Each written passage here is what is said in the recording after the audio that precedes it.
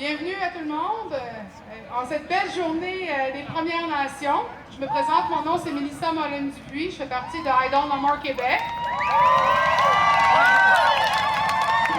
Je vous remercie énormément d'être venus, ne serait-ce que pour la célébration de Terre en Vue. C'était fantastique, les marionnettes, la danse.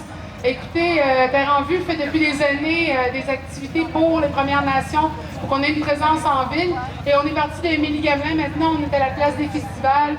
Aujourd'hui, on est ici, alors je pense que ça fait voyager les Premières Nations et ça nous permet d'être dans les yeux des personnes qui nous voient le moins souvent. Alors, pour ouvrir notre bal de célébration, je voudrais inviter le Cercle des Premières Nations avec le représentant Maxime Ouellanolat et Mélanie Lomzen de venir nous parler. Merci. Oui. Alors, bienvenue à toutes et à tous. Welcome to all. Je m'appelle Maxime Ouellanolat. Je suis membre du Cercle des Premières Nations de l'UQAM depuis maintenant plusieurs années. Et puis, donc nous tenons à vous remercier d'être venus en si grand nombre aujourd'hui pour célébrer les Premières Nations, célébrer la Journée nationale des Premières Nations. Mais c'est aussi une occasion de célébrer les alliances entre les peuples et puis les résistances qui nous unissent. Et d'un autre côté, célébrer le solstice d'été, les forêts, les lacs, les rivières. Et toute la terre qui nous donne à manger, à boire, qui nous abrite, bref, qui nous donne la sécurité et le bien-être. Cette célébration est aussi une action pour lutter contre les politiques conservatrices qui menacent tant notre environnement que nos communautés.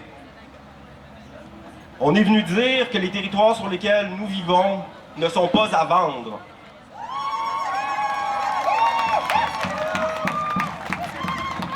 Que nous n'acceptons pas l'extraction des ressources à une vitesse grand V par des industries ultra-polluantes. Nous avons toutes et tous un mot à dire sur ces points. Puis là, on en a assez des décisions sans consultation et de la destruction qui les accompagne. Donc, je vous invite à continuer à protéger ce qui est encore intact, mais aussi ce qui a déjà été écorché. Et pour ça, continuons la lutte ensemble. Alors, j'invite Mélanie pour le remerciement de nos partenaires. Bonjour, je m'appelle Mélanie Lomzen, je fais partie de la nation Inuvialuit au territoire du Nord-Ouest et je fais aussi partie du Cercle des Premières Nations de l'UQAM. On est vraiment heureux aujourd'hui de vous recevoir pour la marche et merci d'être ici. Puis je remercie aussi toutes les personnes qui ont participé à l'organisation de la journée et plusieurs de nos partenaires, et je vais les nommer un à un pour les remercier de leur appui aujourd'hui. Femmes autochtones du Québec, la Coalition pour les droits des peuples autochtones du Québec, Amnesty International Canada francophone, Greenpeace Québec, la Fédération des femmes du Québec, l'Association pour une solidarité syndicale étudiante, la Confédération des syndicats nationaux, le Conseil central du Montréal... Attention, on demanderait Gustavo, s'il vous plaît. Gustavo. Oups, une petite interruption. Le Conseil central du Montréal métropolitain et de la Confédération des syndicats nationaux, la Fondation David Suzuki, le groupe de recherche et d'intérêt public de l'UQAM, le Réseau québécois des groupes écologistes, Nature Québec, la Fondation Rivière, les Amis de la Terre de Québec, le projet Accompagnement Québec-Guatemala, FEDA Sport Guatemala, The Native Youth Sexual Health Network et SES Polygame. Donc, merci d'être là aujourd'hui, puis je vous souhaite une belle marche. Je passe la parole à Mélissa maintenant.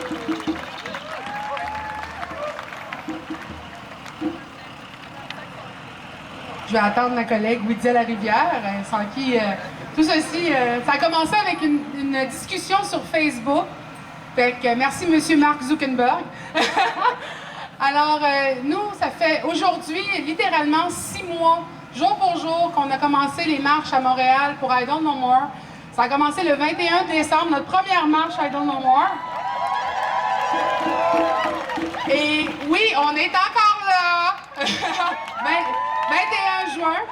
Et si je peux vous dire, une des plus belles choses que j'ai découvert, c'est déjà d'avoir des amitiés encore plus fortes avec ceux que j'avais déjà comme amis, mais aussi d'avoir créé une solidarité avec des groupes que j'aurais jamais pu penser qui voudraient avoir une solidarité avec nous. Je veux dire, on a travaillé très proche avec, que ce soit la FFQ, avec Greenpeace, que ce soit avec...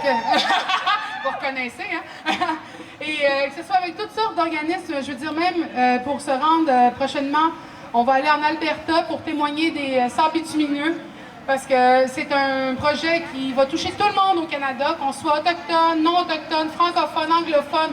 Là, ça dépasse nos choix politiques. Ça va aller pour toucher directement nos vies. Donc, des pipelines, il y a même des très belles prophéties qui parlent de serpents géants qui vont traverser le pays, qui vont le détruire. Et je pense qu'il n'y a pas une symbolique plus forte que celle des pipelines qui vont traverser notre pays. Alors nous, on veut aller pour pouvoir donner de la solidarité et créer cette solidarité-là parce que si on travaille chacun de notre bord, oui, on peut accomplir des choses. J'ai souvent fait l'analogie de l'ours brun. On peut se lever, nous, les Premières Nations, être un ours brun. Mais si on se lève tous ensemble en tant que peuple, on peut devenir un maudit grizzly et faire bien peur à quelqu'un qui est sur sa colline.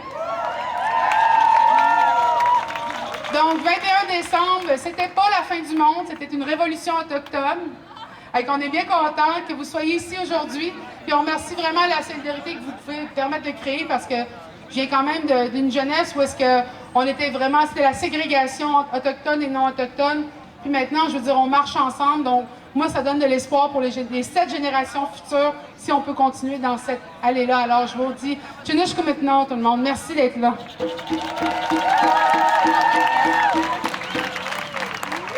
Alors, ce ne serait pas la journée des Premières Nations s'il n'y avait pas de la culture des Premières Nations et de l'art, parce qu'on est très fort en art. Et je vais inviter maintenant la pièce « Les mots qui n'existent pas ». Donc, en tant que telle, cette pièce n'a pas de mots pour exister. De Véronique Hébert et Paul Pelletier, présentée par l'École Sauvage. Alors, je vous invite à applaudir très, très fort nos acteurs et comédiennes autochtones.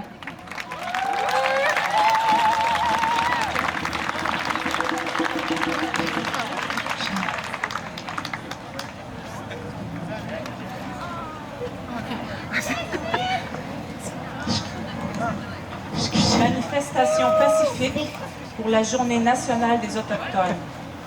Ce texte a été créé pour le Festival international de théâtre anarchiste en mai dernier. 3 personnages. Moi, je suis une femme et je suis Anishinaabe. Moi, je suis une enfant et je suis Atikamekw et Abenaki. Moi, je suis l'auteur. Je suis Atikamekw et québécoise. Alors, je suis métisse.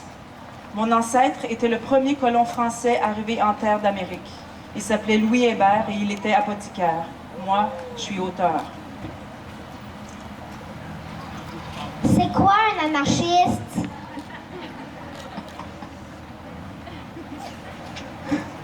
Définition de l'anarchie. L'anarchie désigne la situation d'une société où il n'existe pas de chef, pas d'autorité unique, autrement dit, où chaque sujet ne peut prétendre un pouvoir sur l'autre. Il peut exister une organisation, un pouvoir politique ou même plusieurs, mais pas de domination unique. L'anarchie peut aussi vouloir dire la multiplicité face à l'unicité. Il y a différentes nations autochtones et autrefois les Autochtones vivaient dans différents clans qui regroupaient différentes familles. Ces clans formaient des nations qui occupaient un vaste territoire. Est-ce que nous sommes des... Moi, je me suis trompée. Pas grave. Est-ce que nous sommes des anarchistes? C'est pas grave. Est-ce que nous sommes des anarchistes? Nous sommes des Autochtones. Et les Autochtones vivaient en plusieurs clans, en différentes nations, sur un territoire immense. Ici, nous sommes sur un territoire Mohawk, anciennement appelé Hochelaga, qui s'étendait sur la grande région montréalaise, et nous l'honorons en arborant cette coiffure. Les Mohawks sont de grands guerriers. Nous, les Atikamekw, avons toujours été un peuple pacifique. En Atikamekw et en Anishinaabemowin, les mots désignant liberté, justice et violence n'existaient pas. Moi, comme auteur, j'ai eu un doute. J'ai appelé ma mère. Ma mère est traductrice-interprète atikamekw pour le ministère de la Justice. Elle m'a dit que le mot violence existait en atikamekw, mais que c'était un verbe d'action. Moi, l'auteur qui voulait dire que dans nos langues, certains mots ne figuraient pas, j'ai été obligée de changer mon arc d'épaule. En fait, en atikamekw, pour violence, on dit battre quelqu'un, ou littéralement, lui sacrer une volée. En atikamekw, on bat quelqu'un. D'emblée, ma mère m'a dit que les mots viol et inceste existaient eux aussi. Viol se traduirait par inciter ou forcer quelqu'un à commettre des actes malheureux de nature sexuelle. Pour inceste, on rajoute le suffixe onigame, qui veut dire maison. L'inceste est donc inciter ou forcer quelqu'un à commettre des actes malheureux de nature sexuelle dans une maison. Zoila América Ortega Narvaez Murillo, belle-fille de Daniel Ortega Saavedra, le président actuel de la République du Nicaragua, qui l'a enfermée et violée pendant 20 ans dans la maison familiale. Durante 20 años en la casa de familia. C'est probablement universel.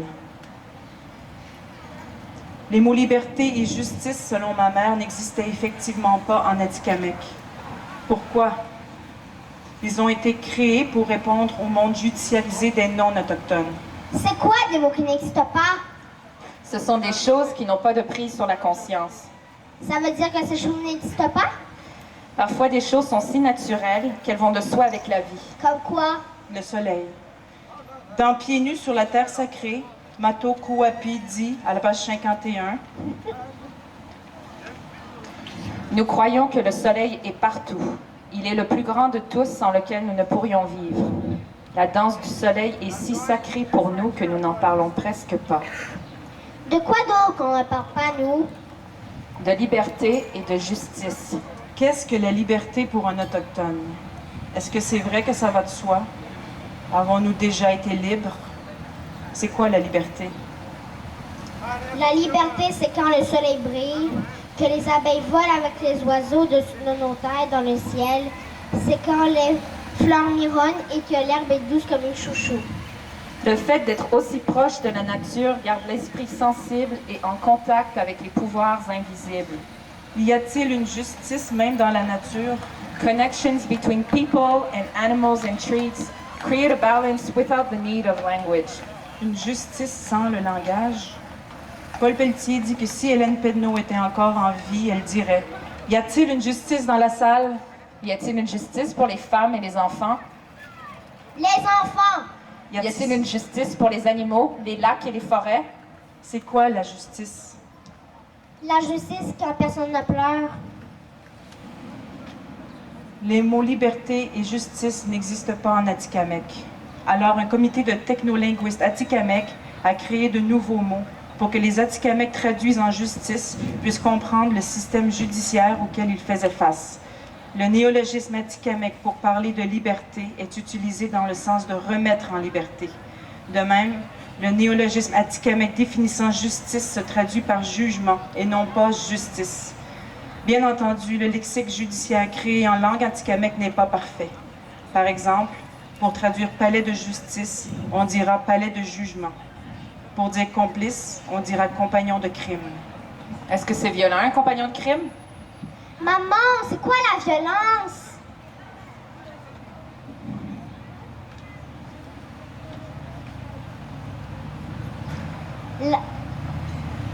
La violence, c'est quand...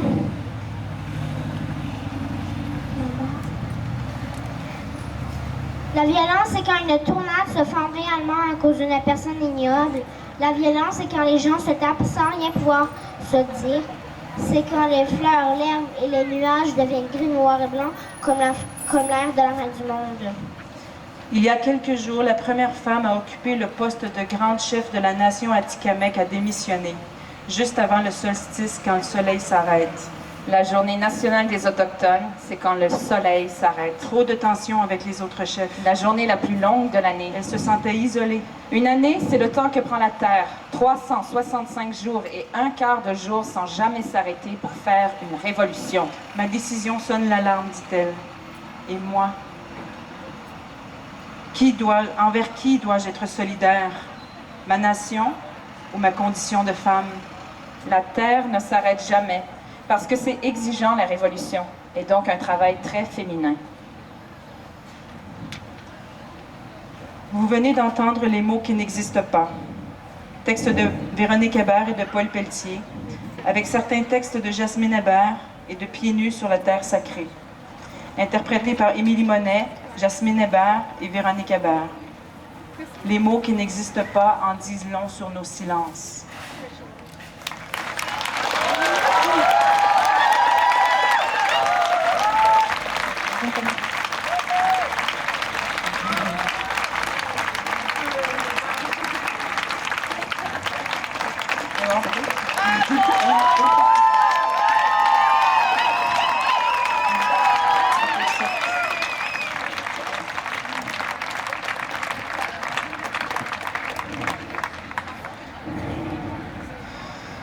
Si vous avez aimé les mots que vous venez d'entendre, si vous souhaitez entendre d'autres mots, des mots qui n'existent pas et des mots qui existent, déplacez-vous vers le 9 août.